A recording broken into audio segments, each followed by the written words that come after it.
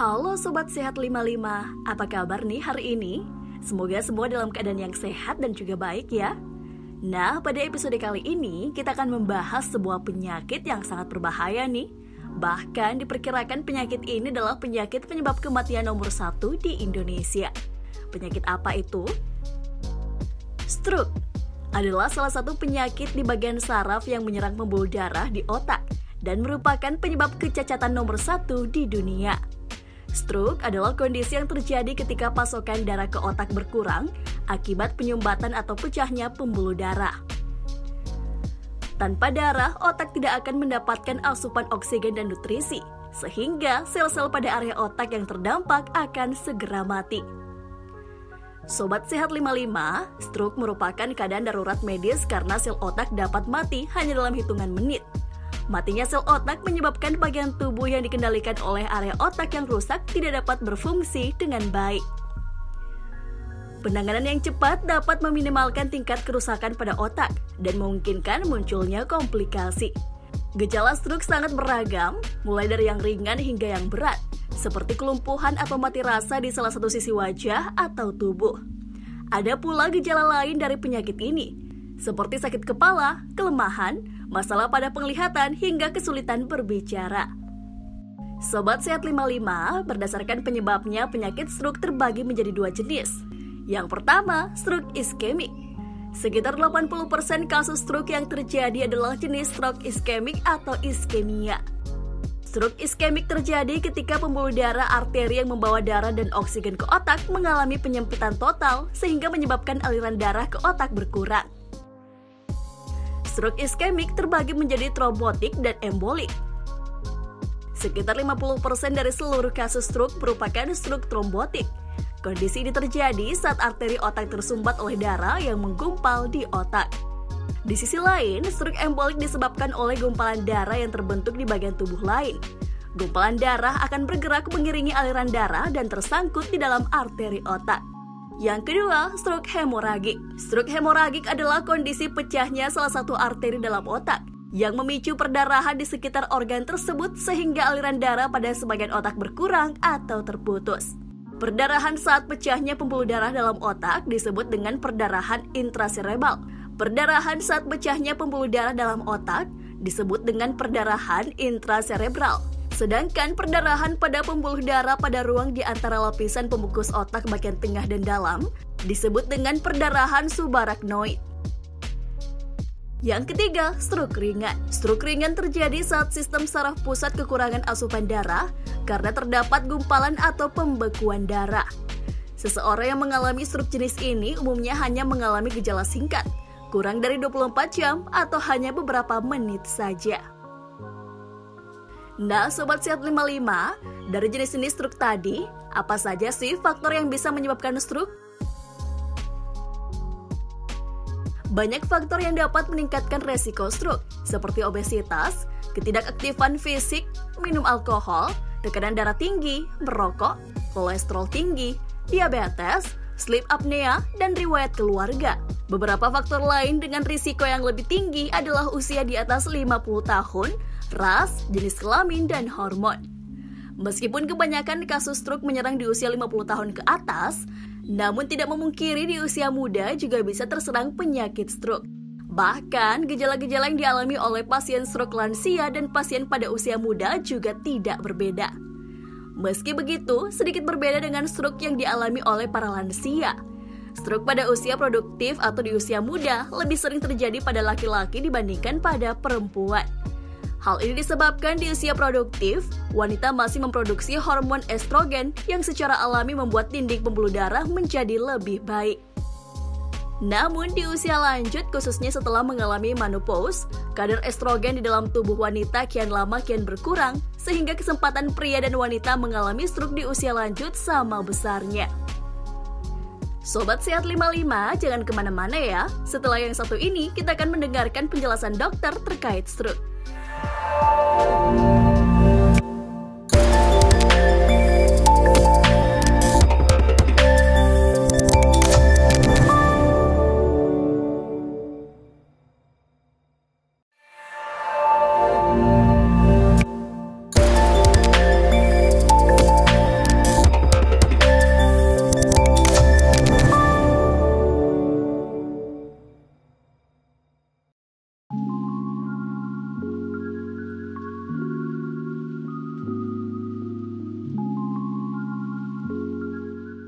Sobat Sehat 55, meski hanya sesaat, penyakit stroke harus ditangani dengan serius.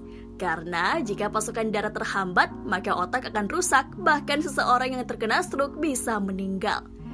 Jika seseorang terkena stroke, maka kondisinya akan sangat bergantung pada waktu. Semakin banyak waktu terbuang, semakin banyak pula resiko kerusakan otak yang dialami. Sobat Sehat 55, meski gejala stroke yang dialami penderita masih terhitung ringan, tetap saja tidak boleh diabaikan. Ketika keluarga atau teman dekat Anda mengalami gejala stroke, segera cari pertolongan medis dan jangan biarkan diri Anda ikut panik. Dilansir dari imc.id, saat menunggu pertolongan medis, ada beberapa langkah yang bisa Anda lakukan untuk menolong penderita agar tidak mengalami keadaan yang lebih parah. Yang pertama, jangan pindahkan penderita. Jika Anda melihat seseorang terkena serangan stroke, jangan ubah posisinya dari tempat semula. Mengubah posisinya hanya akan memperbesar kemungkinan pecahnya pembuluh darah halus di otak penderita. Cukup bantu ia untuk berbaring telentang supaya tidak terjatuh ke lantai. Berikutnya, usahakan pasien berada dalam posisi nyaman. Sandarkan tubuh penderita stroke dalam posisi senyaman mungkin agar tidak terjadi gangguan peredaran darah. Usahakan penderita stroke tersebut berada dalam posisi yang memungkinkannya untuk terus bernapas dengan lancar. Hindari menusuk-nusuk jari pasien dengan jarum karena stroke tidak bisa sembuh dengan cara ini. Respons nyeri akibat jari ditusuk justru bisa membuat tekanan darah pasien mendadak tinggi dan memperburuk kondisi stroke. Cara ini juga beresiko tinggi karena jarum bisa jadi tidak steril. Sobat Sehat 55, berikut penjelasan dokter terkait stroke.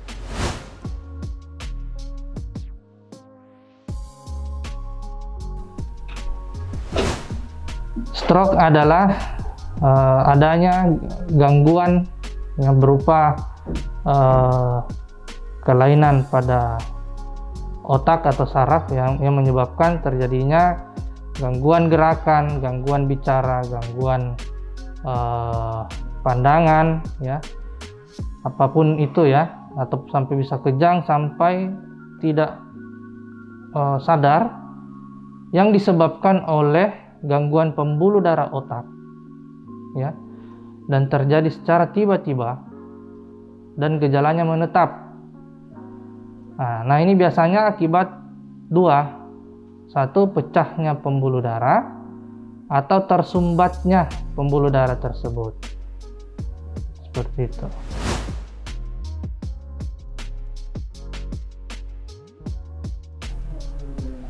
Stroke kita tidak, jadi orang awam ini bilang stroke ringan, stroke ya. Stroke itu semuanya berat sebenarnya ya, karena terjadi cedera di otak, ya.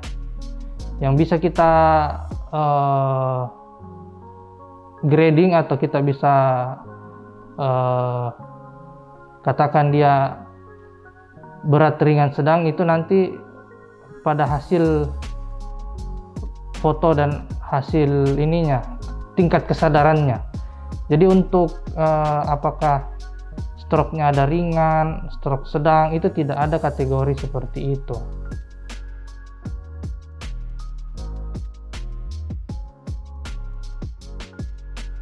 Ya, jadi faktor resiko ya. Jadi stroke itu ada faktor resiko yang bisa dimodifikasi dan ada yang tidak bisa dimodifikasi ya. Yang bisa dimodifikasi itu seperti dia merokok ya. Jadi kalau merokok itu sangat rentan terjadinya stroke karena rokok bisa membuat darah menjadi lebih mengental ya.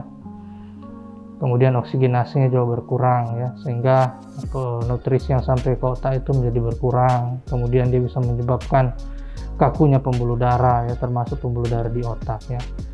Kemudian kedua adalah obesitas atau dislipidemia ya.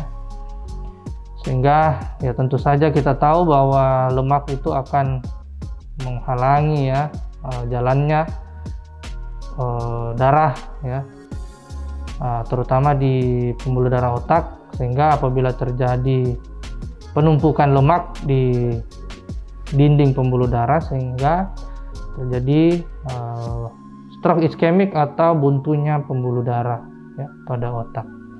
Kemudian yang selanjutnya adalah penyakit gula darah atau diabetes atau kencing manis. Nah, kalau kencing manis ya bisa terjadi stroke karena darah menjadi lebih kental akibat banyaknya gula yang tidak dipakai, ya, baik itu dia tipe 1 ya ataupun tipe 2 ya, karena reseptornya bermasalah atau memang karena primer ya.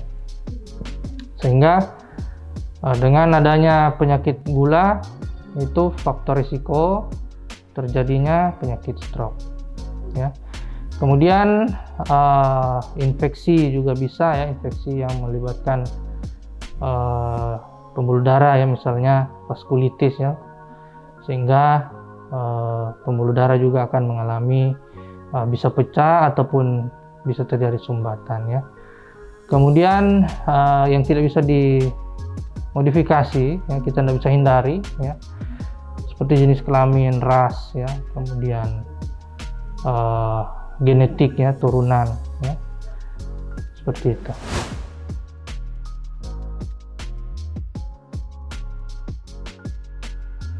Ya, jadi pertama ya, kita pada penderita stroke iskemik akut, jadi pertama kita harus diagnosis dulu ya, stroke apa. Kalau stroke iskemik akut, maka hal yang pertama bisa kita lakukan adalah segera bawa ke rumah sakit ya. Jangan termakan hoax yang menusuk-nusuk jarum, tusuk-tusuk semua ya. Meskipun awalnya itu sebenarnya dari info akupuntur sebenarnya, yang berubah, hoaxnya berubah menjadi kasih keluar darah. Itu salah ya. Kemudian dibiarkan, nanti dibawa ke rumah sakit besok hari, atau dibawa ke dukun dulu baru ke dokter. Itu salah. Karena stroke, pengobatan utamanya adalah waktu. Ketika Anda menemui sanak keluarga memiliki gejala-gejala stroke ya, maka langsung segera bawa ke rumah sakit, jangan tunda, langsung bawa ke rumah sakit, karena ketika dia bisa diatasi dengan cepat, maka kemungkinan untuk sembuh itu juga lebih besar ya. Nah, kalau pertanyaannya apa yang diberikan ya, kalau dia iskemik maka kita berikan obat-obatan pengencer darah ya, nanti disuntikkan ya, atau diberikan obat minum ya untuk mengencerkan darahnya sehingga sumbatan itu bisa terlepas ya. Kemudian nanti dilakukan fisioterapi ya, kemudian diatasi underlying cause-nya, diatasi penyebab faktor risikonya yang tadi yang saya sudah jelaskan sebelumnya ya. Jadi diatasi misalnya yang dia stroke karena faktor risiko apa nih ya, misalnya ternyata gula darahnya tinggi dan tidak terkontrol, maka yang harus diatasi setelah diatasi stroke-nya itu, maka diatasi gulanya, dinormalkan gulanya. Kalau misalnya karena dislipidemia, dia punya kolesterol sangat tinggi, maka diatasi lah. Atau karena hipertensi ya, hipertensi lama dapat menyebabkan stroke, maka diatasilah hipertensinya. Atau karena dia PJK atau penyakit jantung koroner, maka juga akan diatasi jantungnya ya. Jadi kita harus tahu dulu faktor risiko yang bisa dimodifikasi dan diatasi faktor risikonya selain mengatasi stroke-nya ya. Nah, kalau dia stroke hemorrhagic atau stroke perdarahan ya, maka kita biasanya ya ada pilihan apakah dia operasi ataupun konservatif atau dirawat tanpa operasi ya. Tergantung lagi dari penilaian dokter, apakah perdarahannya ini letaknya di dalam, kemudian dengan keadaan umum pasien ini sampai derajat kesadarannya yang saya jelaskan tadi ya, derajat kesadarannya sudah tidak memungkinkan untuk dioperasi, ya jadi mending kita untuk dilakukan konservatif. Tetapi kalau memungkinkan, misalnya daerah perdarahannya itu aman untuk dilakukan operasi, kemudian tingkat kesadarannya juga masih baik, maka kita dianjurkan untuk operasi. Namun tentu dengan persetujuan daripada keluarga. Jadi kalau keluarga setuju, maka kita anjurkan untuk melakukan pembedahan ya.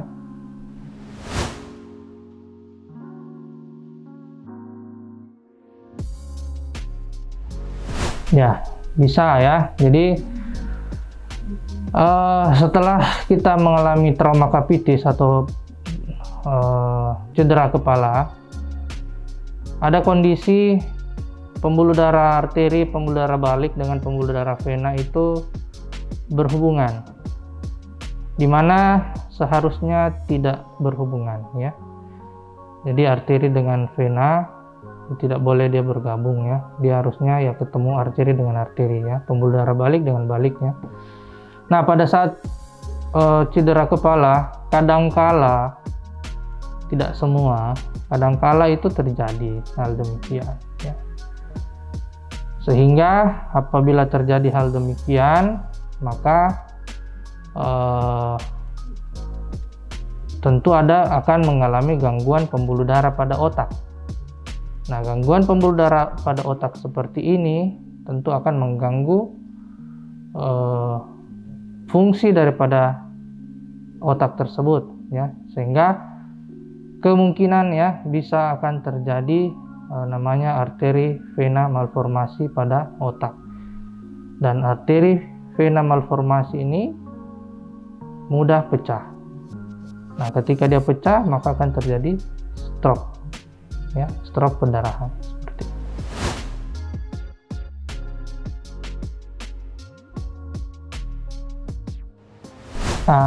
Oke. Jadi kalau emosi ya atau marah, apakah bisa menyebabkan stroke ya? Secara langsung sih tidak ya, secara langsung ya. Tetapi kalau dijabarkan secara tidak langsung bisa. Pada saat dia emosi, lantas heart rate-nya tinggi ya, denyut jantung tinggi, kemudian tensinya ikut tinggi, ya bisa menyebabkan terjadinya. Dan kemudian dia memang ada memiliki faktor risiko yang besar untuk itu, maka bisa ya, bisa. Kemudian apabila kita mengalami stres kronik, apakah bisa mengakibatkan terjadinya stroke ya? Apabila dijabarkan panjang ya, secara tidak langsung sebenarnya bisa ya, mulai dari jalur otak dengan usus ya, akan mengurangi mikrobiota, kemudian akan menghalangi kemampuan tubuh dalam mengincirkan clotting ya, sehingga gumpalan darah itu mudah terbentuk ya, sehingga bisa menyebabkan stroke ya. Tetapi penjelasan ini bukan penjelasan yang langsung ya, jadi dia ada hubungan namun tidak langsung.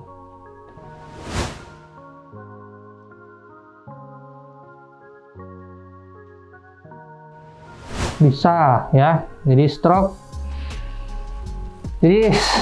apa ini ya? Semua stroke bisa sembuh asal cepat di bawah ya. Kalau stroke sumbatan nih ya, kemudian cepat di bawah ya, kemudian kita melakukan trombolisis, itu bisa ya. Jadi silahkan dicari ya, di googling ya, di YouTube, pasien-pasien yang selamat dengan di bawah secara cepat.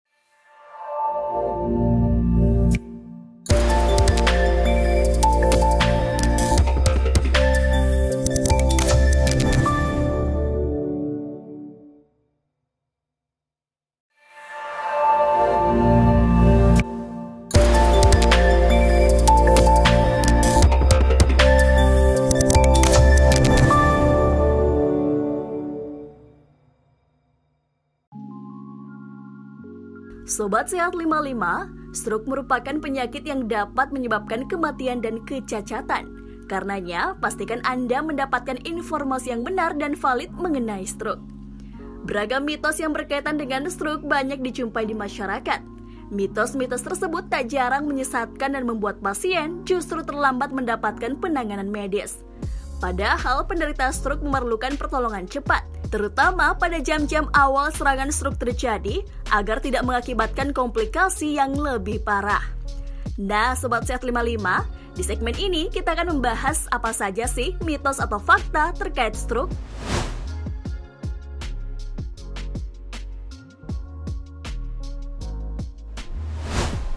Mitos ya, stroke bisa menyerang anak-anak, anak muda ya, segala usia, tapi memang lebih banyak pada orang tua.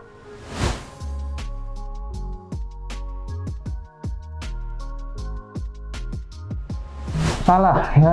Stroke itu merupakan serangan pembuluh darah di otak ya.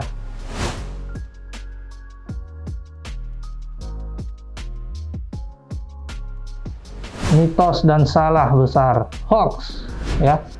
Menusuk-nusuk jarum tidak menyelamatkan ya, dalam stroke ya, sama sekali, bahkan menyulitkan nanti lagi karena akan dilakukan kembali pembersihan ya, karena kalau ditusuk dengan yang bukan steril ya justru akan memperberat penyakitnya ya. Jadi itu merupakan salah besar.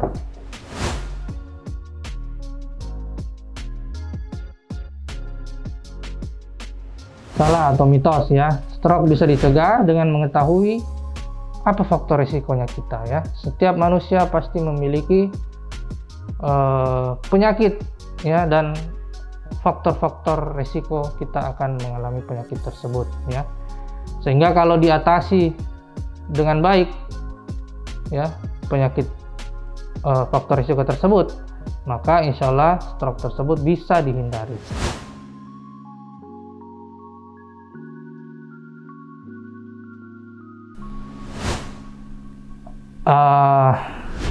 Fakta ya, memang paling banyak ya setelah pada saat di kamar mandi. Memang ya kalau dari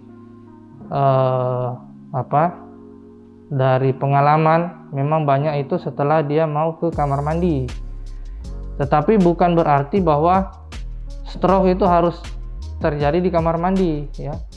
Jadi banyak pada saat istirahat, pada saat tidur, pada saat aktivitas ya. Kalau stroke perdarahan biasanya pada saat aktivitas ya, pada saat aktivitas tinggi ya, bekerja ya, biasanya perdarahan. Tapi kalau iskemik biasanya pada saat istirahat ya, pada saat malam hari, kemudian mau ke kamar mandi ya. Nah itu paling banyak ya.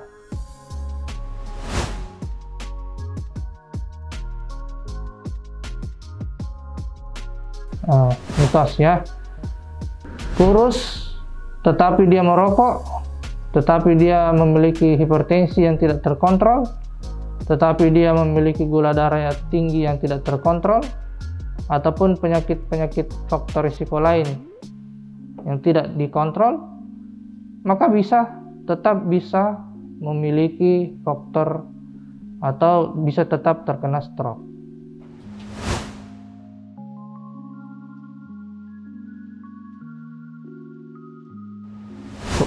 Mitos ya, karena stroke bisa dideteksi dengan menggunakan atau golden standard dalam mendiagnosa stroke adalah menggunakan CT scan. Jadi ketika kita melihat ya CT scan atau MRI ya, ketika kita melakukan pemeriksaan kemudian kita minta CT scan, maka akan nampak apakah terjadi iskemik ataupun terjadi perdarahan.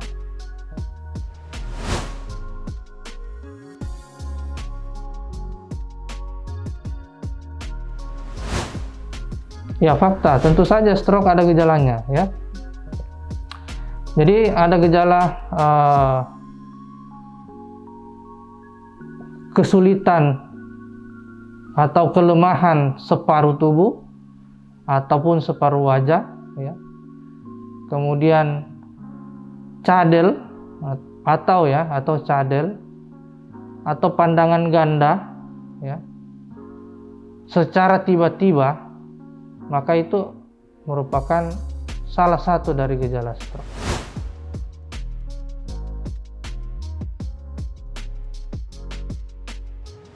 Ya, fakta bisa saja terjadi sakit kepala yang sangat hebat pada biasanya ya, tetapi tidak selamanya. Biasanya pada stroke perdarahan.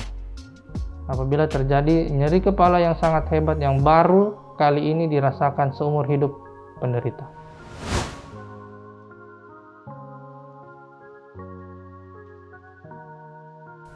Mitos ya, wanita dan laki-laki bisa saja semua terkena stroke.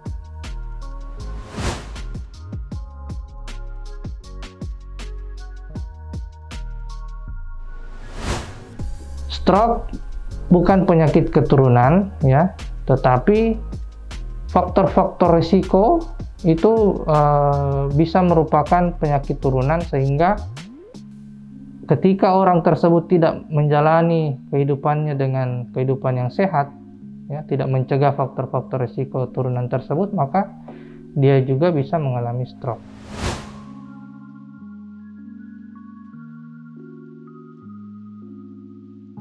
Salah, merokok mempengaruhi orang kena stroke karena merupakan salah satu faktor risiko. Nah, Sobat Sehat 55, itu tadi beberapa sajian informasi kesehatan terkait stroke. Tetap jaga kesehatan ya Sobat Sehat. Jangan lupa saksikan terus informasi kesehatan lainnya serta tips hingga mitos fakta kesehatan. Jangan lupa saksikan terus informasi kesehatan lainnya serta tips hingga mitos fakta kesehatan. Hanya di Info Sehat 55 TV. Bye-bye.